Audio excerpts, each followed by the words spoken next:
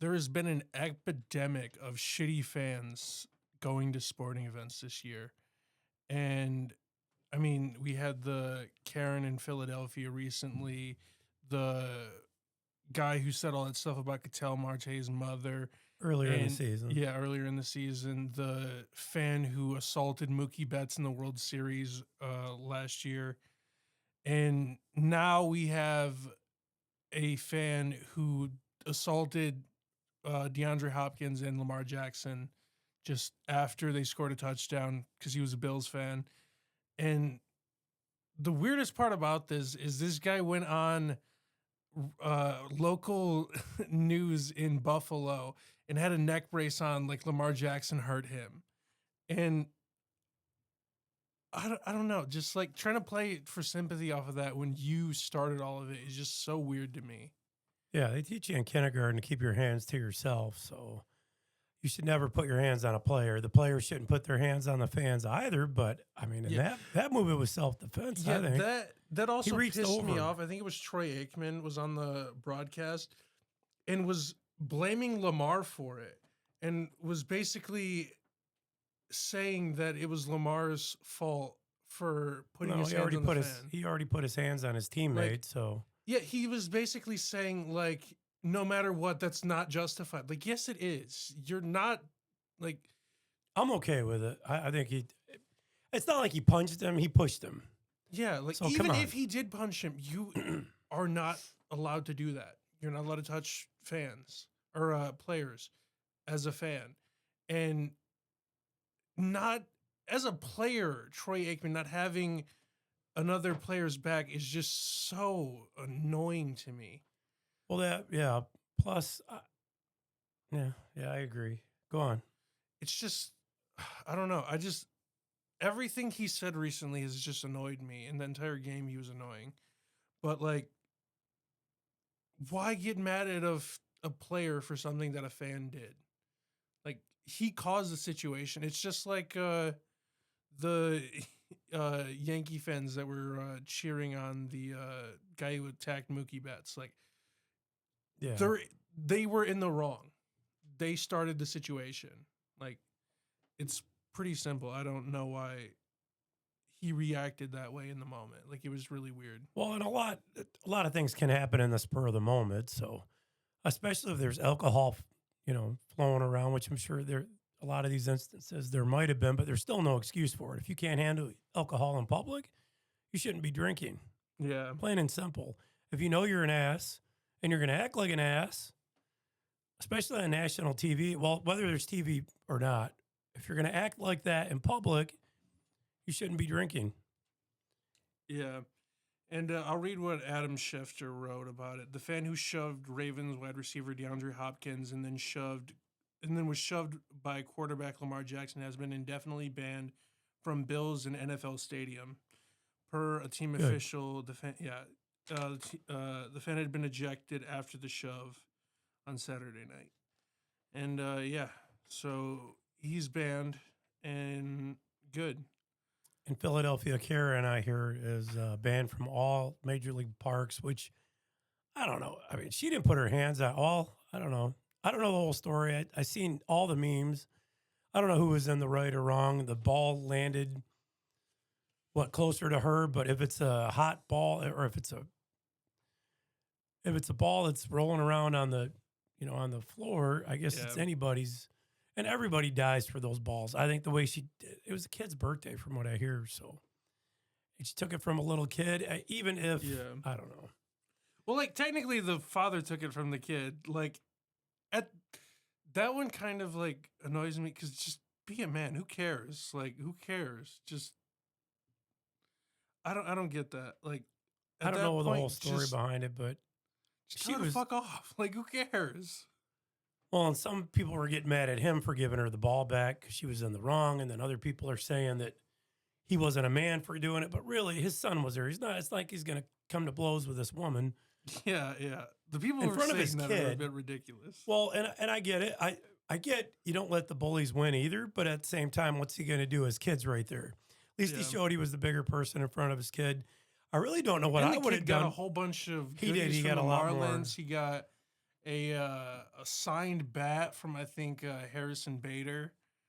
Yeah. Yes, the kid got hooked up. I can honestly say if I was there, if and you were little, I don't think I would have given the ball back.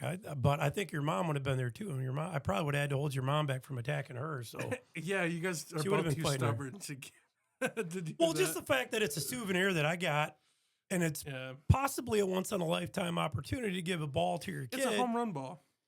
You or Erica, either one of you, I would have. Yeah, it's a home run ball at that.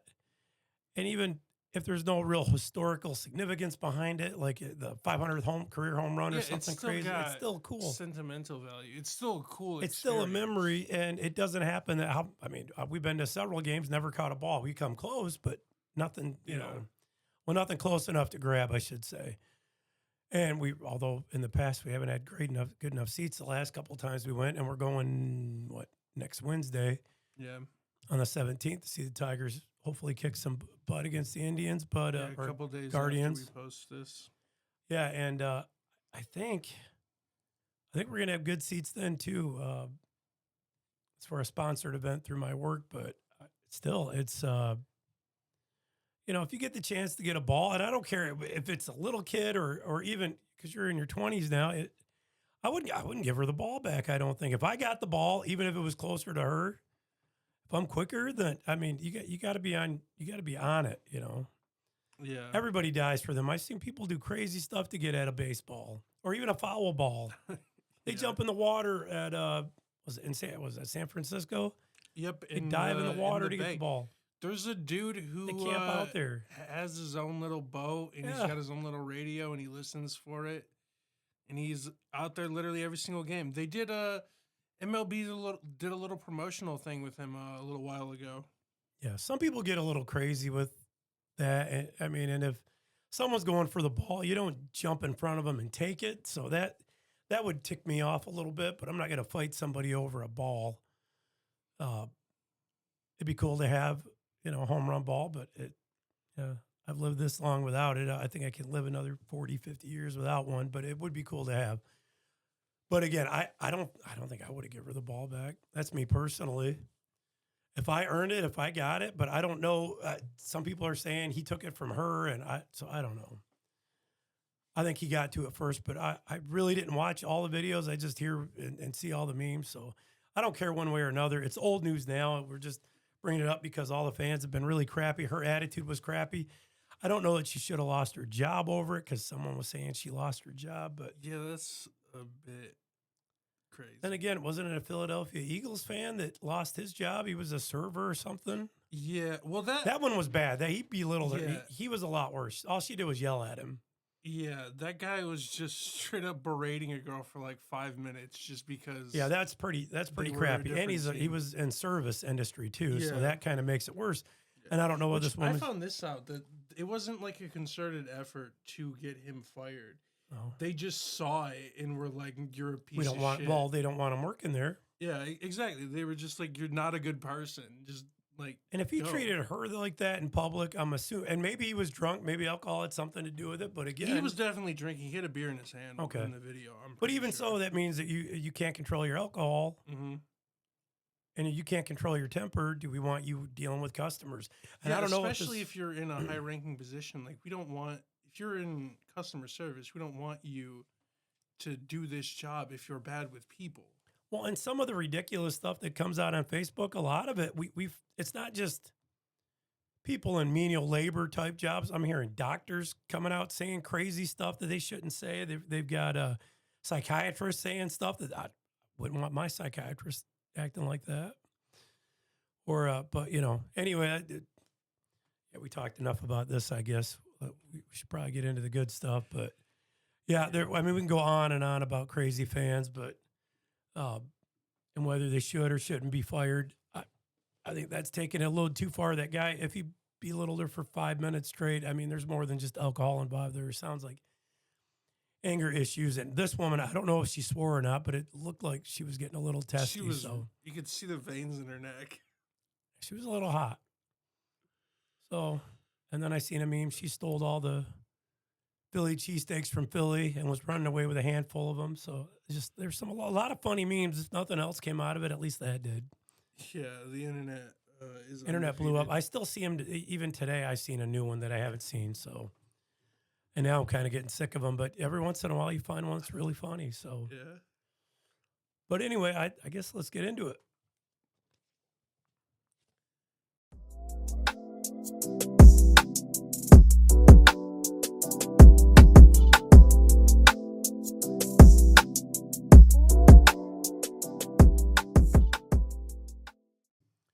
Welcome, sports fans, to Everything Sports with Bill and Will, and we got a whole lot to talk about. We planned on recording last week, and it just didn't work out. We had my daughter's your sister's wedding, Yeah.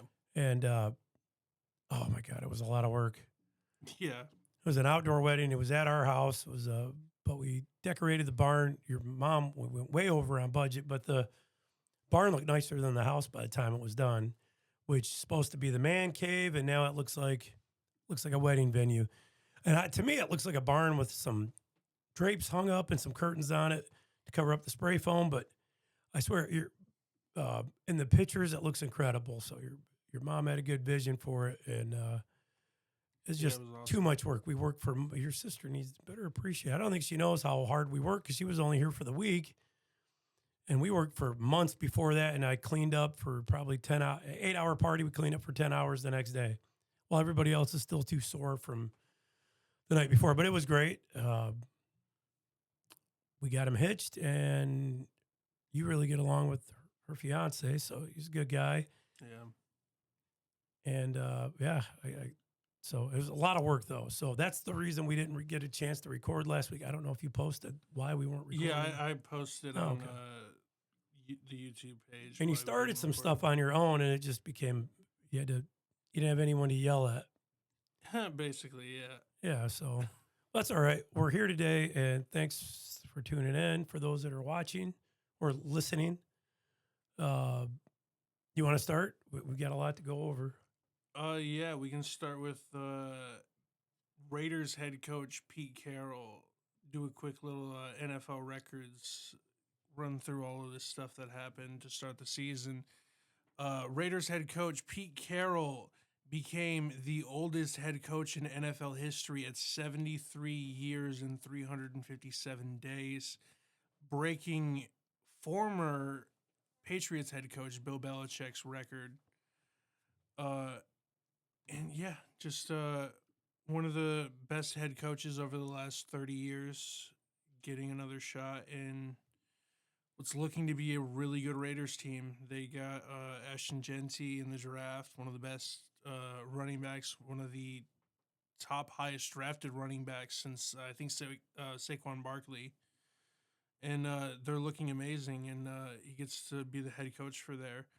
But moving on to another record that was broken to start the season, Matthew Stafford broke John Elway's record for the most career opening day starts for a quarterback. He now has 17. It's actually pretty impressive. I mean, he was with Detroit for a long time Yep. to start his career, and I don't know. We kind of as soon as he left, wins a Got a Super Bowl. wins a Super Bowl. That's a growing theme in Hasn't Detroit. been healthy since though. Like he just has not been able to stay healthy. Stafford did a lot for Detroit though. He had some charities here, I believe, and I believe he still does. okay, he probably still does. Him and his wife have done a lot for the city of Detroit, and I think the city of Detroit's done a lot for him too. Just Yeah. really got his name out there once. He won the Super Bowl, and he proved that he was quarterback worthy of it. He wasn't going to win one with us, at least anytime soon. Well, We're still working on it. The Stafford trade puts Yeah. the Lions in position to be a playoff team. Like if Yep. they don't do that, they don't get. I think it's Sam Laporta, Jameer Gibbs, and Penei Sewell. Yep. 3 cornerstones of this roster. Yep. Like And they just- back-to-back playoff runs, and hopefully a third. But the way they started this season, not good at all. Yeah, they were the worst ranked offensive line according to Pro Football Focus. They were overall just a terrible unit. The Patriots, I believe, had the worst offensive linemen overall, but as a group, the Lions were just terrible. Well, I'd like to And say you can't judge him by one game, but it's such a short season compared to other sports. yeah, You don't have a whole hell of a lot of time to get your act together. And last year they were so good last yeah. year. The So good. the way I've kind of gone about it is the first 4 games are like meaningless unless you lose all 4 of them. Then that's a really big deal. But if you go 1-3 or 2-2 in the first 4, that's fine because you can always rattle off a really long winning streak that like the Lions have done in the past. And I think Oh yeah. They're the Patriots under Mac Jones his first year when they got to the playoffs and then got decimated by the Bills, they lost.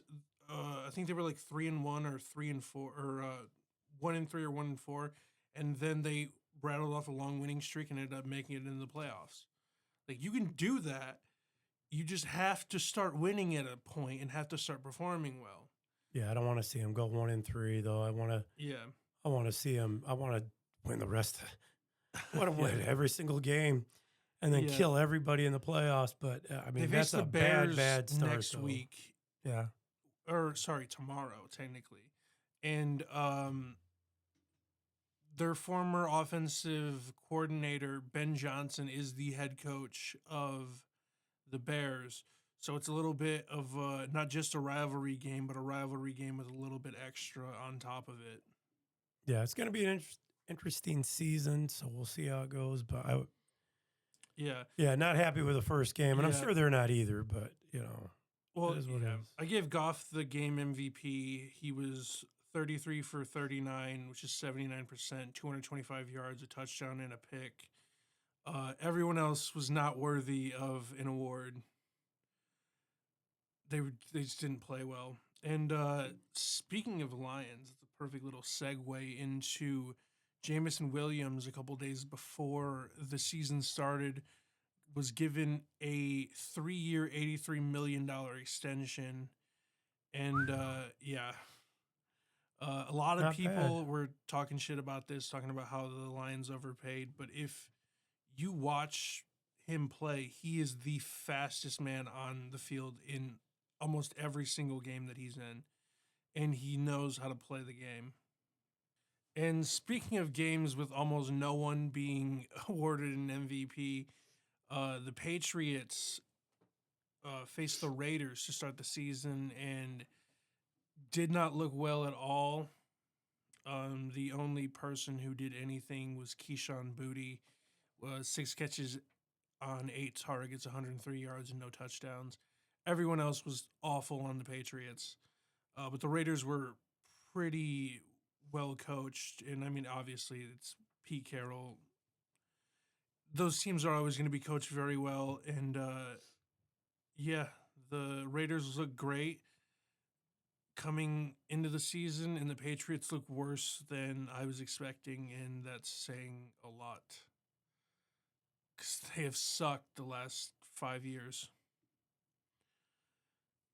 And then moving on to the craziest game of the night, the Bills game.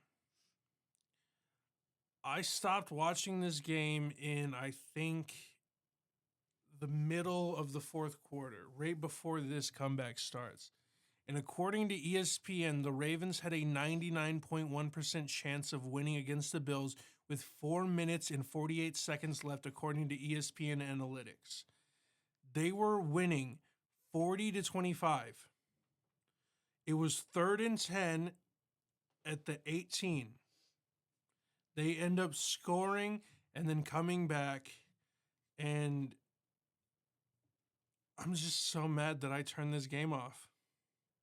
It was literally from a 0.9% chance into a win. Josh Allen went 33 for 46, which is 71%, 394 yards, 2 touchdowns, no interceptions, and a 112.5 QBR. They ended up winning 41-40 on a last-second field goal. In the second half alone versus the Ravens, Josh Allen was 21 for 29. That's 72%. 308 total yards and 3 total touchdowns and no turnovers. And then if you just look at 3rd and 4th down for the game, He was 9 for 10 with 115 passing yards and 3 total touchdowns. Like, just an all-time great performance by Josh Allen, coming back from what I thought was an insurmountable deficit. And he's just showing that he is the best quarterback since Tom Brady retired. And it wasn't just on Josh Allen, even though the majority of it was. His teammate on the defense, Ed Oliver, had 7 tackles, 2 QB hits, 3 tackles for loss, 1 forced fumble, and 1 sack. And one of the Bills' all-time greats had an all-time great game again against the Ravens. Yeah, and teams with 40-plus points and 235 rushing yards in a game were 277-0, including the playoffs. They are now 277-1. And John Harbaugh, 17 blowing double-digit leads, which is the most by any coach since 1991. So, yeah, he also blew one of those leads in the Super Bowl. yeah, not good, Johnny. 17 double-digit leads. Yeah, it's one of the craziest games I've ever seen. It's I don't know, it's just crazy. Moving on to the last little bit of football news, we will be going over the injury report coming into week 2. And starting off, the 49ers head coach Kyle Shanahan has officially ruled out Brock Purdy for San Francisco's game versus New Orleans tomorrow. Mac Jones will be making his first start for the 49ers instead. And hopefully he doesn't suck ass like he did on the Patriots for 3 years. And the Chiefs have ruled out Xavier Worthy for tomorrow with a shoulder injury. Yeah, he got that injury because Travis Kelce accidentally ran into him and injured him. Like the play, Taylor's boy. yeah, Taylor's boy. He did a little video on it because he has his own podcast called New Heights, where they put out a little clip, and he said that he felt really bad because it's his job as a veteran to clear space and make sure that it's basically an easy throw for Pat to make. Damn right, Travis. And instead of keeping his level and making it a little bit of a cross, he just ran straight into Worthy and fucked up his shoulder, and we don't know how long he's going to be out now. Well, shit happens. Yeah, at least it was this early in the season, and it's not like, right before a playoff game, because that would have been really bad. Injuries stink for the player no matter when it happens. Yeah. But you're right. A playoff run would just be more critical or more just gut-wrenching. Yeah. It sucks. Yeah. And next, even worse news, an MRI has confirmed that Commanders running back Austin Eckler has suffered a torn Achilles and will miss the remainder of the season. And I mean, just I don't even know what to say. It's just fucked up. Plays less than 1 game and is going to miss the remainder of the season, and was on a very, very good Commanders team. They beat the Lions last year, made it to the NFC Championship game. They're a very promising young team, and for them to lose their number 1 running back it just sucks for them. Yeah, it's tough. Yeah. And according to Packers head coach Matt LaFleur, Packers Jaden Reed broke his collarbone, so he's going to be out for a little while as well.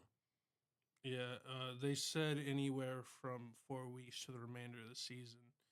I don't think there's an exact timeline. I think it's just ballparking. I don't even know if that's accurate. That was just something I heard on one of the NFL streams that I was watching. Yeah, a lot of tough breaks for the first week of the season, but it could be a pretty rough sport. So yeah. And lastly, 49ers are placing Pro Bowl tight end George Kittle on the IR, meaning he's now going to miss at least the next 4 games. Kittle injured his hamstring Sunday. in a win over Seattle. Hey, sports fans, if you're in the great state of Michigan and you're in need of roofing, siding, gutters, or insulation, there's only one place to call, and that place is Excel Home Improvement out of Romulus. With over 60 years in business, they are third generation, family owned, and veteran operated. They manufacture their own gutters and trim, so they're able to keep costs low while providing superior quality with unmatched service. They cover all of southeastern Michigan, including as far north as Bay City, all the way down to Monroe, and from Lansing to Port Huron. So give them a call today. That's Excel Home Improvement, 734-941-2800. Transitioning over to baseball, the Orioles honored Cal Ripken Jr.'s 30th anniversary of breaking Lou Gehrig's historic record of 2130 consecutive games played. And it was a really nice ceremony, a really nice speech that Cal gave.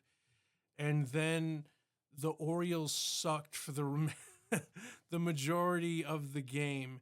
For 8 2/3 innings, they were being no hit by Yoshinobu Yamamoto, one of the best. love that name. Oh, I love it so much. I love Yoshi. He's awesome.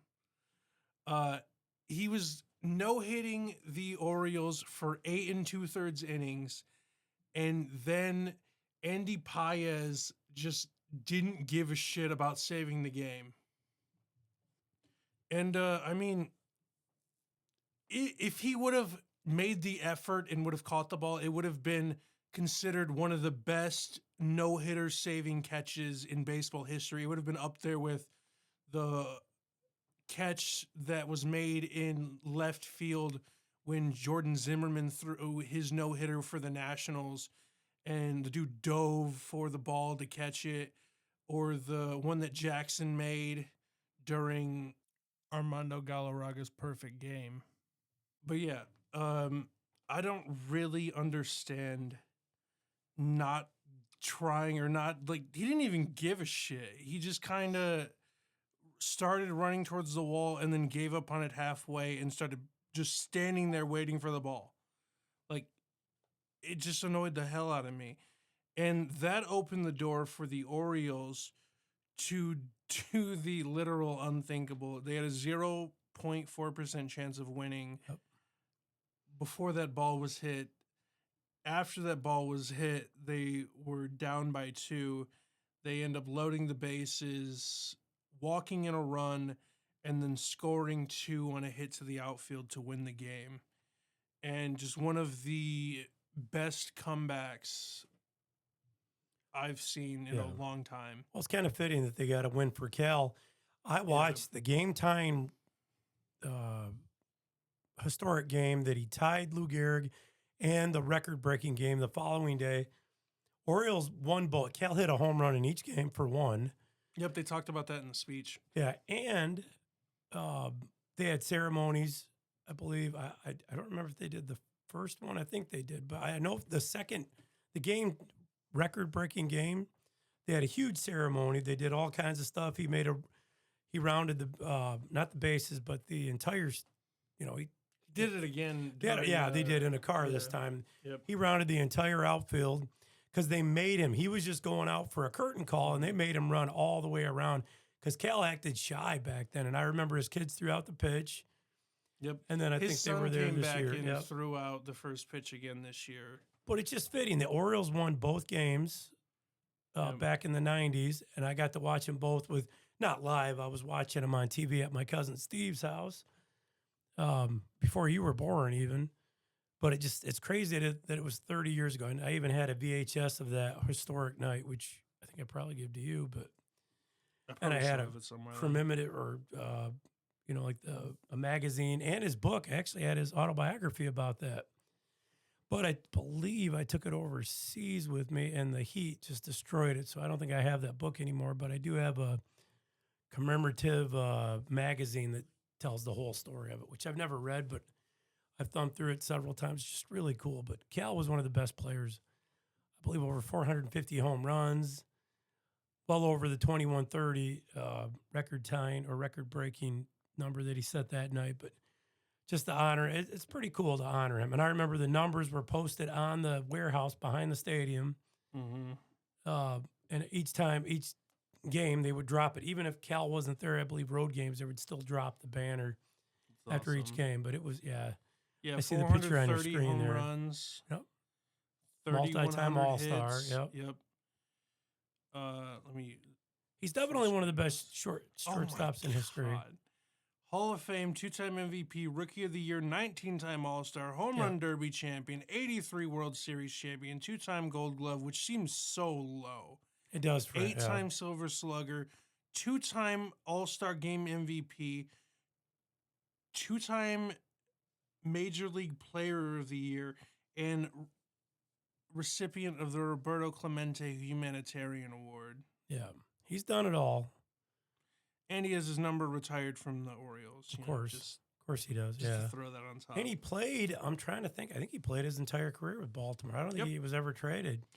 81 to 2001. Very, very That's rare nowadays. crazy. Yeah. 81 to 2001. In the 80s, it was a little more common to stay with one team.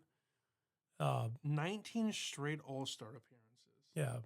Oh my god. He was a very popular player among fans. And I don't think I've ever heard anyone say anything bad about the guy. He just seems like he's very humble, hardworking. Well, during his speech, he talked about how they're celebrating the anniversary of him doing the streak, but it was also the anniversary of Eddie Murray's 500th home run, and he wanted to honor him, and they gave him a huge ovation. It was really cool. I really liked it. And yeah, he's just an awesome dude. Think about it. Cal gets way more praise, but Eddie Murray was one of the, at the Eddie time, Murray's awesome. Eddie Murray only had, he was the only players that had he had 500 home runs and 3,000 hits. At the time, I believe he was only the third player behind Willie Mays and Hank Aaron to do it. God, he's got 504 home runs, 3,255 RBIs, and a 287 Hits, batting. He had a way better career than Cal. Well, numbers wise, I mean, Cal's done some historic stuff. Yeah, I know, but like, he 500 home runs, Yeah. 3,200 RBIs. Cal is at 430. And how many hits? 3,100. He's got 3,100 hits. Yeah, he's got 200 or 100 more hits than him, and he's got a way higher batting average. He also did it on different 287. teams, though. Eddie Murray was on, I believe he was even on, I think he was on the Indians. He was on Baltimore. Started his career with Baltimore from 77 to 88, then went to the Dodgers for 3 years, then went to the Mets for 2 years, then And Cleveland. they got him back. Then Baltimore. What for year a in Cleveland? What year was Cleveland? 96.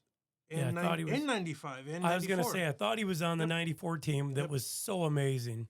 That Yeah. team had one of the best lineups to never win a World Series. Yeah, he was on the 96 team as well and was traded halfway through back to Baltimore. And Baltimore was happy to have. Yeah, he. But again, Cal was the one they were celebrating. That's why he got so much praise. Mm-hmm. And they had such a good team then. Brady Anderson was on that team. He was one of the, I think, leadoff hitter. He has set a record. He had 50 home runs that year. It's also the steroid era. Yeah. But, I mean, they had some good players on that team. Eddie Murray had almost 2,000 RBIs. Yep. That's crazy. He was good. He was one of the Cal had ones. 1,600. He did it somewhat quietly to me. I mean, I always thought he was a good player, but I don't know that he ever hit 50 in a season. He just did it consistently. I don't think he had.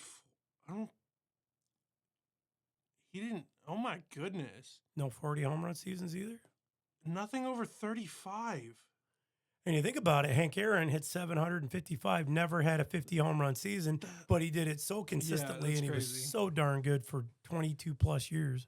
27, 27, 25, 32, 22, 32, 33, 29, 31, 17, 30, 28, 20, 26. Yet he never had anything. He never led the league then is the thing, or I don't think He he led the league in home runs one time, and it was in 1981. He had 22 home runs. Well, damn, if he would have took steroids in the 90s or early 2000s, he might have been the home run champ. Probably. Consistent, man, so consistent. And 3,000 hits. Again, and so now more players have done it yet, but at that time when he retired, and it wasn't even that long ago, we're talking, well, probably, 25, 30 years ago he retired. 97, yeah.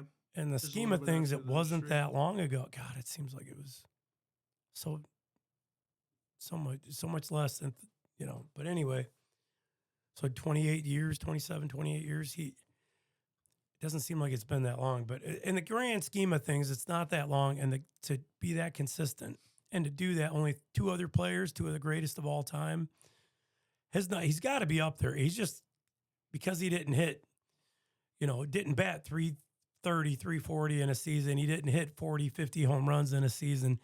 Yeah. It kind of goes under the radar, but I always thought he was an outstanding player just by the numbers alone. Yeah. So, all right.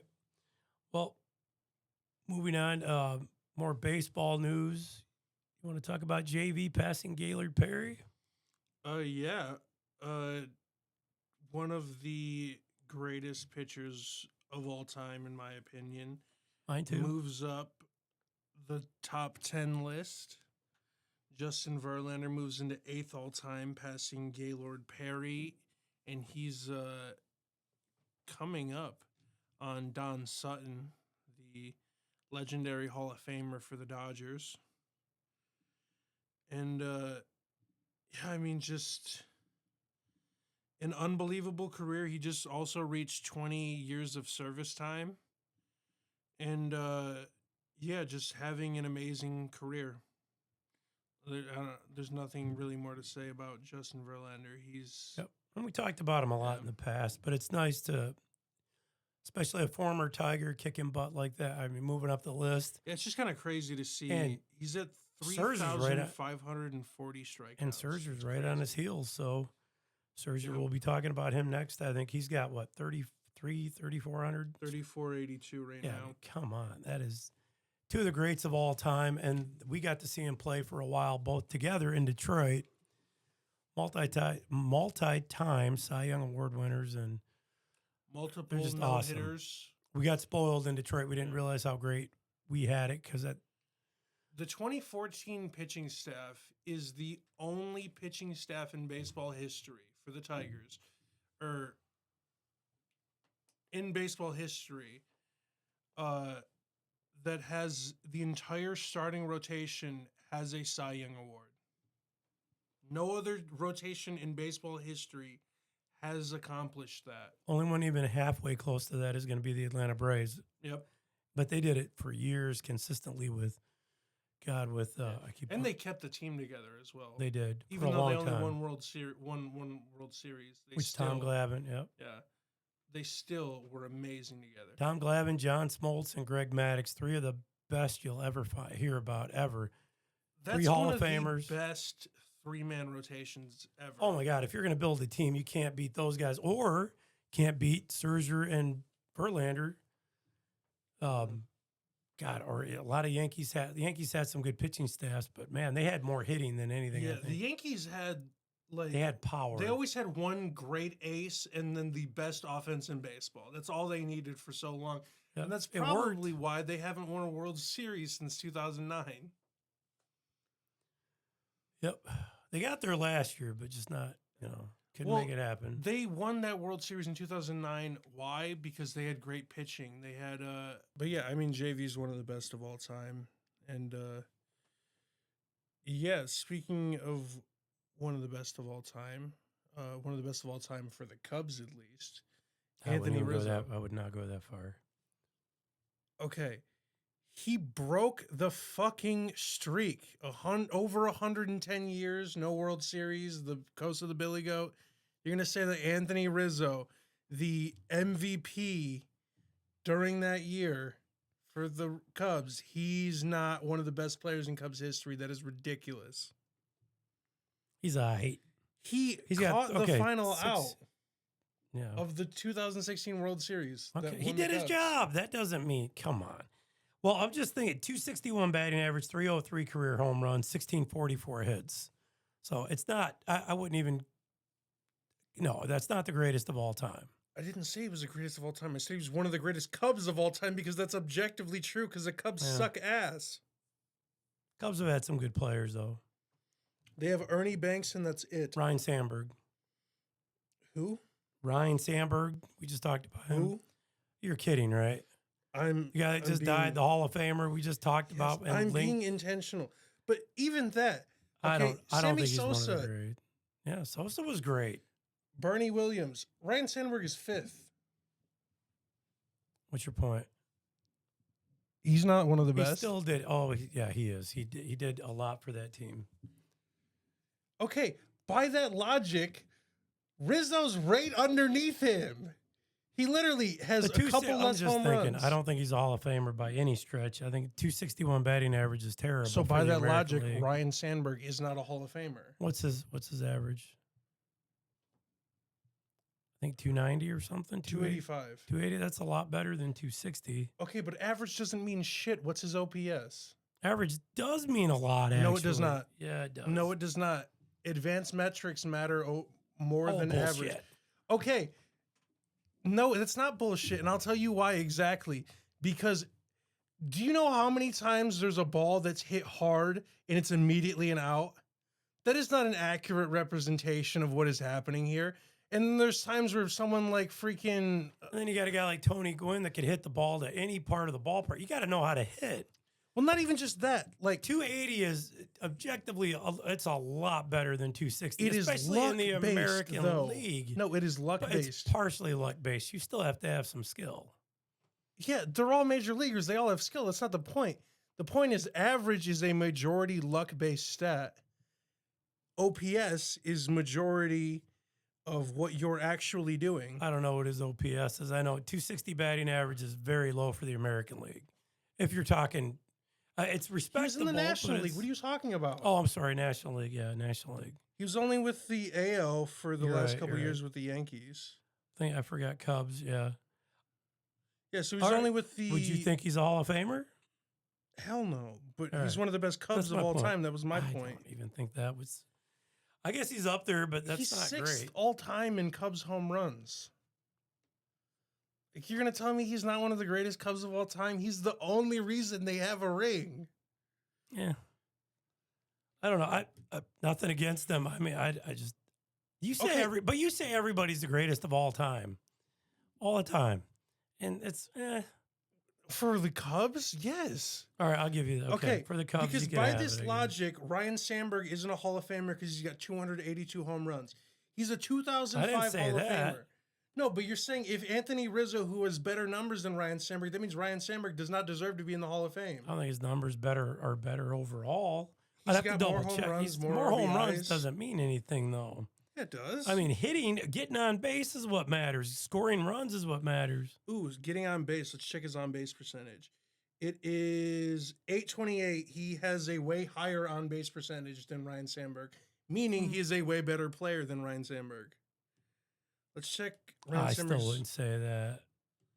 Let's check OPS plus, which is the one of the most advanced metrics to track this. He has a higher OPS plus than Ryan Sandberg as Different well. eras, different pitchers. No, I no, still no, think no, no, no, Ryan no, Sandberg a lot OPS better. plus takes in accounting the era in which they played in. That is not OPS plus takes accounting to which A lot the of era those- you oh, played come in. on, a lot of these stats are all bullshit. No, it's not. But all right, well, I think my big thing. I've seen Ryan Sandberg play. I followed his career no, growing up. I'm saying I don't he's know a much Hall of at all Famer. about. I don't know I'm much just about saying, Anthony by Rizzo, that but metric, Anthony Rizzo he's is a Hall of also a Famer. Hall of Famer. Anthony Rizzo's not. I don't think. But Rizzo's numbers are just. I don't better. think he's a Hall of Famer. He's got hardly any hits at all. He's got and- 1,600 hits. That's shit. He played. Hall of Fame numbers are 3,000. You're talking, yeah. He didn't play that long either. You're right. He only played 14 years. I think 14. And he's still young. He's only 36. So for a baseball player, anyway, you could. Yeah, he played 14 years. But he's injury plagued too. So I'm not saying, I shouldn't say that because he's done a lot. He's got more home runs than I've got. So I just don't think the numbers are Hall of Fame worthy. But you're right. For the time he played, that does make a big difference. The average is there's much better players though that are still not in the Hall of Fame. But that's the Hall of Fame's problem, I guess, because we talked about them at length. And the baseball writers are just morons. A lot of well, them. also No offense. Also with the numbers being lower, people they're not playing 150 games a year anymore. They're playing 120, 130 at most. They're not. That's 30 games a year that these new players are not playing in every single year. That's obviously going to take a lot of stats off of your sheet, but they also play better in the playoffs now than they ever did before. So, So you're saying the players during the regular season are sissies? Is that what you're saying? They built them weaker now? kind of. Well, not really. Just more so like No, I'll go with that. I agree. I can agree with you on that. I don't agree. I don't think he's a Hall of Famer, but I do think Ryan Sandberg is. That's just my the opinion. only stat that he leads I said what I Anthony said. Rizzo in is hits. That is it. I said what I said. Okay, fine. There's arguments to be made.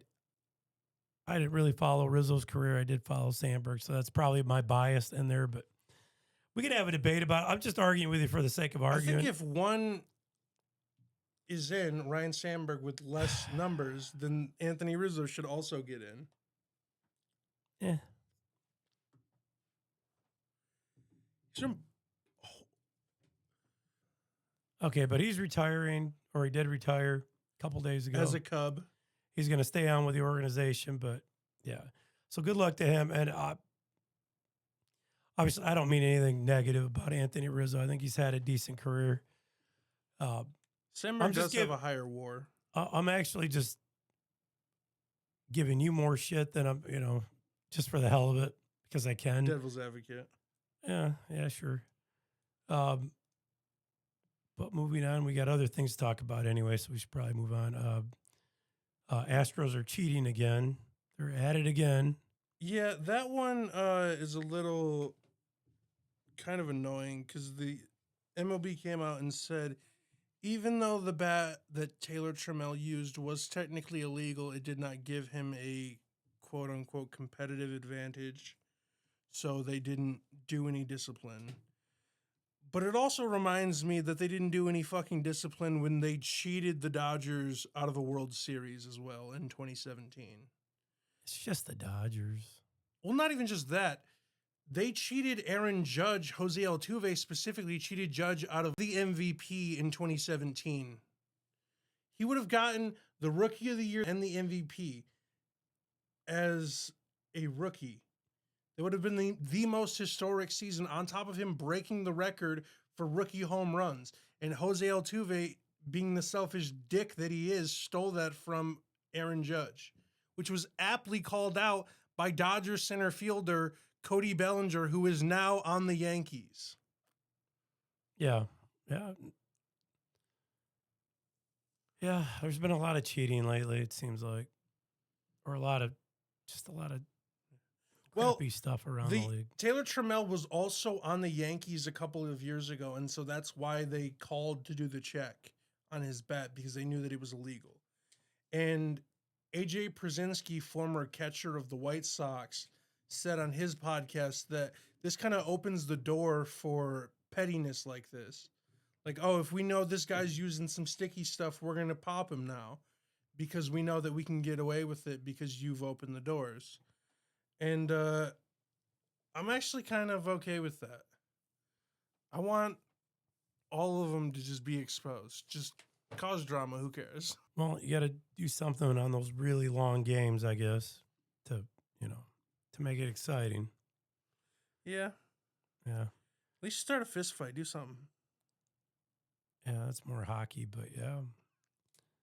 Well, anyway, and speaking of fights, I got a little something to add here that I forgot to put in, and that is Eagles defensive lineman Jalen Carter being fined $55,000 for spitting on quarterback Dak Prescott. Oh, yeah, I heard about that. Yeah, that was a situation I'm very conflicted on because Dak, from his perspective, said it all started because he constantly spits on the ground during the game before he does anything. He just does it all the time. It is a natural thing that he's done since he was a kid. Jalen Carter felt disrespected by this and felt like he was spitting at his feet intentionally and then spit on Dak Prescott right in his chest. Yeah, that's not right. And yeah, and Dak was very cordial about it and was very sympathetic to Jalen Carter and the whole situation. And Someone spits on me, I think we're going to come to blows. I don't care who you are because Dak's like the that's about nicest as person much. in the world, though. Like he's I not. know gonna that's do about as anything. disrespectful as you can get, though, Yeah. when you do something like that. But from his perspective, you're It should have spitting been at his fine. feet the True. entire time. And from He should what watch where Jalen he's Carter spitting. Yeah, said, he should he watch. did say that he did spit on his feet, and he took that as the first sign of aggression. So from him, I see the point, but it's like you can't do that. Like I understand, like if you, even if he did, even if it was intentional, like Dak was spitting at his feet intentionally, you can't do that shit, especially He should watch where he's in spitting. front though. of the referee. Yeah. Exactly. He should watch where he's spitting. But if you're gonna do that shit, do it the way Dak does and just be super nonchalant about it and don't do it in the face of a referee. Like the clip is so perfect because it's them standing on either side and the referee right in the middle, and then he just throws the flag up. It's like, what the fuck? Like, okay. But yeah, he was fined $57,000 and will miss one game. And I don't know if they're going to count his ejection from the game with the Cowboys as his suspension. Doesn't and matter. Time It's served. hardly any or- money yeah. to them. Well, that's his game check, basically. Yeah, but he's got a lot more coming. Yeah. But in other news, a little bit more depressing news. Manager Davey Johnson passed away. We just got word on it right before we came on the air, as a matter of fact. World Series champ. He died at 82 years old. He took the Mets to their 86th championship. 3-time World Series champion. He was a player, too, not as impressive record, but he had a winning managerial record. Actually, pretty impressive. Been to the playoffs a few times. And Yeah, he was a part of the Orioles dynasty Yeah. in the late 60s, early 70s, was a cornerstone defensive player for them. He wasn't that great offensively, but he was one of the people in the lower part of the lineup that was just solid defensively that Well, the yeah. Orioles were just known for. I think he 4-time All-Stars, too, which, I mean, Yep. he means he had some skill and he was likable. Just numbers-wise, not super impressive, but his managerial career. But yeah, career that wasn't was even what winning. his role was. He was a defensive guy. Like the Orioles, Yeah, they had like 3-4 good players always that were great at and he hitting, did his job. and yeah. the rest were just, like you said, do your job type guys. But as a like him. manager, he's in the Mets Hall of Fame, I believe, and in the Orioles Hall of Fame. Yep. And yeah, I remember the name. I remember he was a pretty popular manager, and I didn't took even the realize. Nationals to their first division title ever. And he retired actually quite a while ago, but he's 82 years old. Yeah, 2013. So he will be missed, and our prayers and thoughts and prayers go out to his family.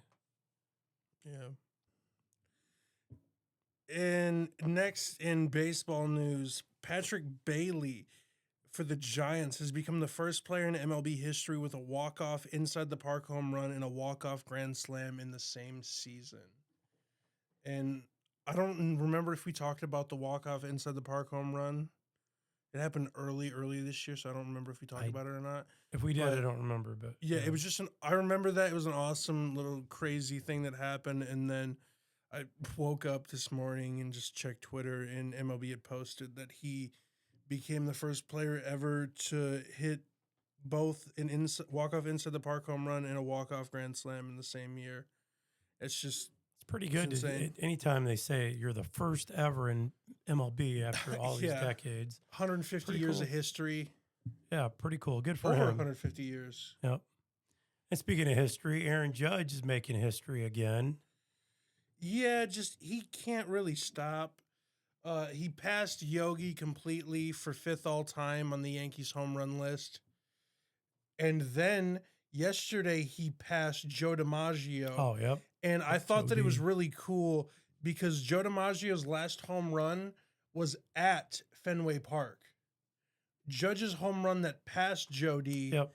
was a home run over the monster out of Fenway Park. Second time this year he's hit a ball over the monster and out of Fenway Park onto the street. Yeah, Judge is impressive, and he's gonna keep getting closer and closer to. I mean, I think he's already a Yankee legend. I think he's already got numbers to be in the Hall of Fame. Oh, I do too, definitely. And I think the more he does, or the more he can stay healthy, the more his career progresses, he's gonna get closer to Babe. Yeah, I saw a little stat the other day comparing his every year after COVID. This is his worst year statistically. He's batting in the high 300s. He's got 46 home runs, 100 RBIs, a 111 111 or a 110 something machine, OPS. yeah. Like he's the best hitter overall in baseball. And he's probably not even going to win the MVP because Cal Raleigh's the best home run hitter this year as a catcher. Like, it's crazy. And switching over to basketball, the Basketball Hall of Fame class for 2025 was announced. And for the first time in NBA history, 2 active NBA players will technically be inducted in the Hall of Fame, even though they're not going in individually. The 2008 U.S. Olympic men's team is going into the Hall of Fame, and that includes Chris Paul and LeBron James. And they're just 2 of the greatest of all time. Good for them. They'll be there individually eventually. Yeah, they will eventually, but that's kind of crazy to be the first ever to go in while active. And then they'll be probably the only 2-time. Yeah, I believe so. The only 2-time champions. I mean, Hall of Famers. Yeah, and we don't look it up, but Yeah.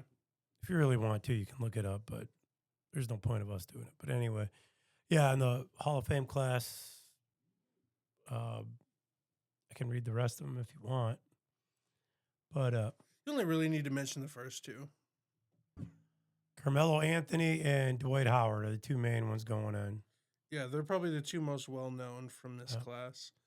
And as well, Coach Billy Donovan is probably well-known to a lot of people, is going in as well. There's a referee and a couple of coaches and executives, and then a bunch of WNBA players who I've never heard of because I don't watch the WNBA. Next, in basketball news, the Dallas Mavericks have agreed to a 4-year extension with forward PJ Walker for $90 million in total that will keep him in Dallas until 2030. It's a lot of money. Yeah. Then the Bulls re-signed restricted free agent Josh Giddey, 4 years, $100 million. So, talking some big fat paychecks, people. Yeah. Good for them if you can get it, why not? But I think that about wraps it up for us, folks. Feel free to like, comment, share, subscribe, and anything else you want to tell us, or just throw it out there. We appreciate you listening, and I think that about wraps it up for us. And here's the random clip of the week. Thank you.